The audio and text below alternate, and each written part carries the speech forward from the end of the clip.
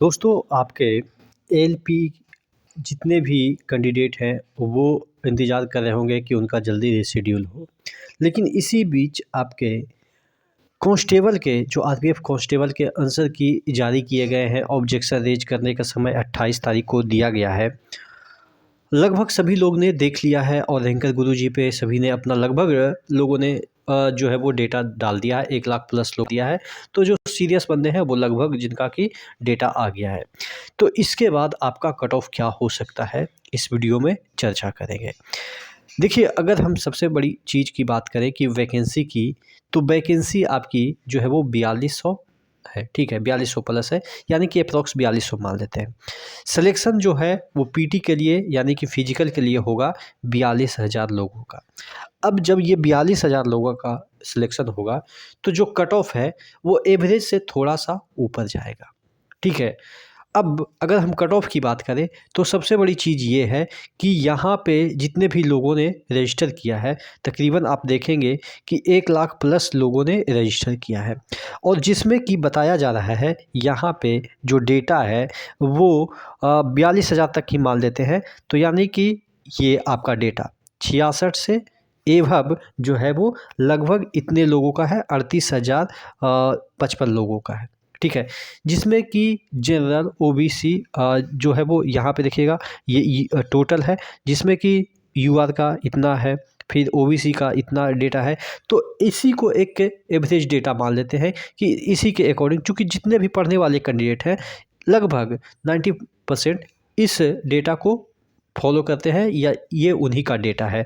तो 66 नंबर या 66 नंबर से ऊपर लाने वाले तकरीबन 38,000 लोग हैं, ठीक है। और सिलेक्शन 42,000 लोगों का होगा, यानी कि एवरेज अगर हम बात करें तो आपका 65 से ऊपर जिनका आ रहा है, ठीक है, 65 से जिनका भी ऊपर आ रहा है उनका लगभग सिलेक्शन हो रहा है इस डेटा के अनुसार, और ये लगभग सही डेटा है। तो अब बात कर लेते हैं कट ऑफ क्या हो सकता है। देखिए, अगर हम बात करें शुरुआती जो रुझान आया था जिसमें कि 11,000 लोगों ने इसमें पार्टिसिपेट किया था, उसमें एवरेज बना था 62, और मैं बता रहा हूँ कि 65 से सिलेक्शन होगा। तो लगभग वो चीज़ें सही हो रही है। हाँ, इसमें ये है कि मैं रॉ नंबर को कैलकुलेट कर रहा हूँ। कोई बंदा 61 पे भी सिलेक्शन ला सकता है और किसी का 66 पे भी सिलेक्शन नहीं होगा। वो उनके शिफ्ट पे डिपेंड करता है, कैसा शिफ्ट रहा, कैसा नॉर्मलाइजेशन रहा, उनका उस शिफ्ट में रैंक क्या रहा। उस शिफ्ट में रैंक अगर अच्छा होता है तो नॉर्मलाइजेशन भी अच्छा हो जाता है। सपोज आपके शिफ्ट में 10 बच्चे थे और आपका 1 रैंक आया उस शिफ्ट में, तो आपका नॉर्मलाइजेशन तगड़ा होगा, ठीक है। तो ये सब फैक्टर को इंक्लूड करते हुए रॉ नंबर मैंने रखा है कि आपका यूआर में, ठीक है, यूआर में, ठीक है, यूआर में अगर 67 से 72 आ रहा है, ठीक है, 67 से 72 आ रहा है तो आपको फिजिकल की तैयारी 100% कर देनी चाहिए।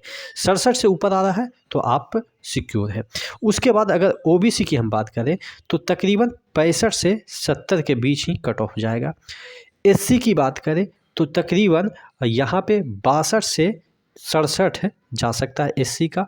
एसटी का वही आपके 60 से 62, और ईडब्ल्यूएस का तकरीबन 62 से 63 के बीच आपका कट ऑफ होगा। तो ये एक जो डेटा है वो आपके रैंकर गुरुजी पे आने के बाद का डेटा है। हो सकता है इसमें 1% ऊपर नीचे हो सके, लेकिन हाँ, जिनका भी कोई भी कैटेगरी से हो 70 से ऊपर है या आप कह सकते हैं 68 से लगभग ऊपर है, वो 100% तैयारी करते रहिए।